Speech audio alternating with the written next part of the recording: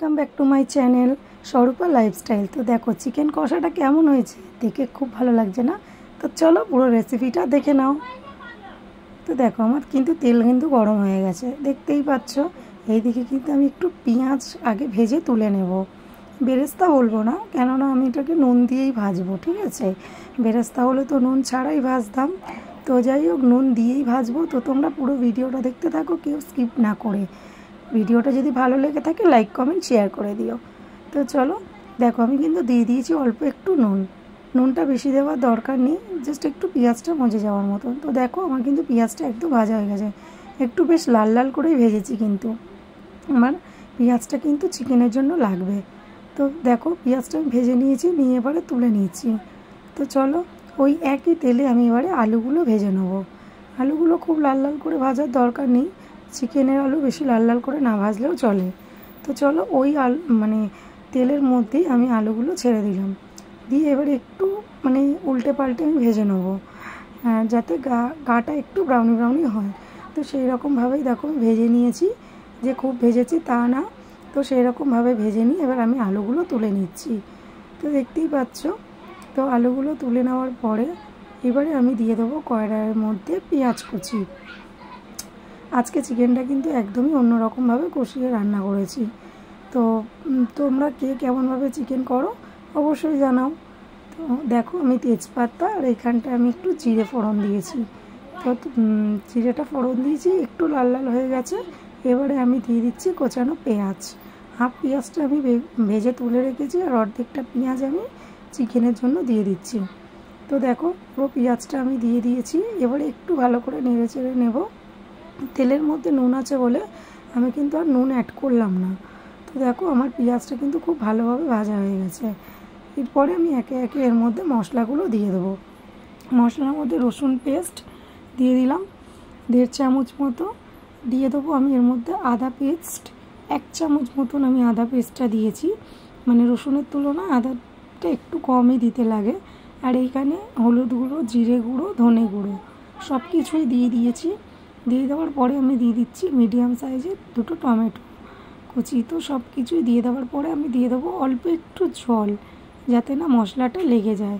তো সেই জন্য আমি দিয়ে দিলাম অল্প একটু জলটা দিয়ে ভালো করে মশলাটাকে আমি এবারে কষাবো ঢাকা দিয়ে। তো দেখতেই পাচ্ছ কালারটা কিন্তু খুব সুন্দর এসছে। আরও কষানোর পরে তো আমি কষাতে দিয়েছি, এখানে বানিয়ে নিচ্ছি একটা সস। তো দেখে নাও, আমি মিক্সার সসটা আমি ইউজ করি অনেক সময় চিকেন কষানো, চিকেন কষা যখন রেডি করি তখন। এখানে দিয়েছি আমি টমেটো সস, এখানে দিয়েছিলাম ঝাল সসটা, আর দিয়ে দিয়েছি একটু সয়া সস। সব কিছুই কিন্তু আমি ভালো করে দিয়ে একটু জল দিয়ে আমি সসটা খুব ভালোভাবে আমি মিক্সড করে নিয়েছি।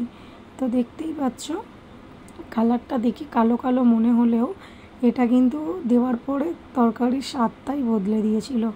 তো যাই হোক কত সুন্দর কালারটা এসছে দেখতেই পাচ্ছ। আর এইদিকে দেখো আমার মশলা কিন্তু একদমই কষানো হয়ে গেছে। তো এবারে আমি চিকেনগুলো দিয়ে দিলাম। ঠ্যাংগুলো দেখে অনেকেই হয়তো মনে করবে যে ঠ্যাং দিচ্ছে না গো, ঠ্যাংটা খেতে ভালোই লাগে। কার কার ঠ্যাং খেতে, মুরগির ঠ্যাং খেতে ভালো লাগে কমেন্টে জানিও। তো দেখো আমি কিন্তু ঢাকা দিয়ে কষাচ্ছি মাংসটাকে, কতটা জল উঠেছে দেখো। তো আমি এরকম ঢাকা দিয়ে 3-4 বার কিন্তু আমি ঢাকা দিয়ে মাংসটা কষিয়েছি। আর দেখবে চিকেন কিন্তু বেশিরভাগ কিন্তু ঢাকা দিয়ে কষালে কিন্তু টেস্টও বাড়ে আর সুন্দরভাবে কিন্তু নরমও হয়ে যায়। তো দেখতেই পাচ্ছ আমার চিকেনটা কিন্তু একদম সুন্দরভাবে কষানো হয়ে এসছে। আমি সেই জন্য আলুটা দিয়ে দিয়েছি, কি অল্প একটু ছিল সেই জন্য আমি আলুটা অ্যাড করলাম। এবারে আমি আবারও ঢাকা দিয়ে দেবো, গ্যাসটা স্লোতে করে মিডিয়াম টু হাই ফ্লেমে দিয়ে আমি গ্যাসটা আবার চাপা দিয়ে দিই। সরি বন্ধুরা, কিছু মনে করো না। তো দেখো আমি কিন্তু সসটা অ্যাড করে দিয়েছি। সসটা দেওয়ার পরে এবারে আমি ঢাকা দিয়ে আবারও কষাবো। তো ঢাকা দিয়ে কষালে সসটাও পুরো চিকেনের ভেতরে যাবে। দেখো গাইস কষানোর পরে কতটা সুন্দর কালার এসছে, খালি দেখো তেলও ছেড়ে দিয়েছে। এবারে দিয়ে দিলাম আমি কাঁচা লঙ্কা বাটা দিয়ে দিয়েছি, দিয়ে দেবো এবারে আমি গুঁড়ো লঙ্কা। তো তোমরা তোমাদের মতো ঝালটা দিও। আমি একটু এটা ঝাল ঝাল করেই কষানোটা করব, সেই জন্য আমি কাঁচা লঙ্কা শুকনো লঙ্কা দুটোই আমি অ্যাড করলাম। আর দারুণ একটা কিন্তু স্মেল বেরিয়েছিল, সত্যি বলছি গাইস। আর কালারটাও দেখে তোমরা বুঝতেই পারছো। তো লঙ্কাটা দিয়ে আমি কিছুক্ষণ নেড়ে চেড়ে নিয়ে অল্প একটু জল অ্যাড করলাম। যেহেতু মাংসটা কষানো হবে সেই জন্য কিন্তু আমি জলটা বেশি দিলাম না। এইদিকে আমি দেখলাম যে আলুও সেদ্ধ হয়ে গেছে আর চিকেনটাও মোটামুটি সেদ্ধ হয়ে গেছে, সেই জন্য কিন্তু আমি বেশি জল অ্যাড করলাম না। তো দেখতে থাকো তরকারিটা ফাইনালি কেমন হয়।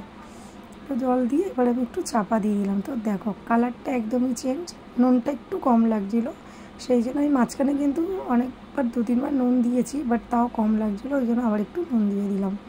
তো দেখতেই পাচ্ছ কালারটা কত সুন্দর। এবার আমি যেটা ভেজে রেখেছিলাম পেঁয়াজ ভাজাটা অ্যাড করলাম। পেঁয়াজ ভাজা আর তার মধ্যে দিয়ে দেবো অল্প একটু চিকেন মশলা। এইটা দিলে না দারুণ একটা সেন্ট আসে। আর পেঁয়াজ ভাজাটা দেওয়ার পরে সত্যি বলছি গাইস, আমি এই চিকেনটা যখনই করি তো সবাই খুব ভালো রিভিউ দেয়। তোমাদের কেমন লাগলো অবশ্যই জানিও। তো চলো tata, bye bye, take care.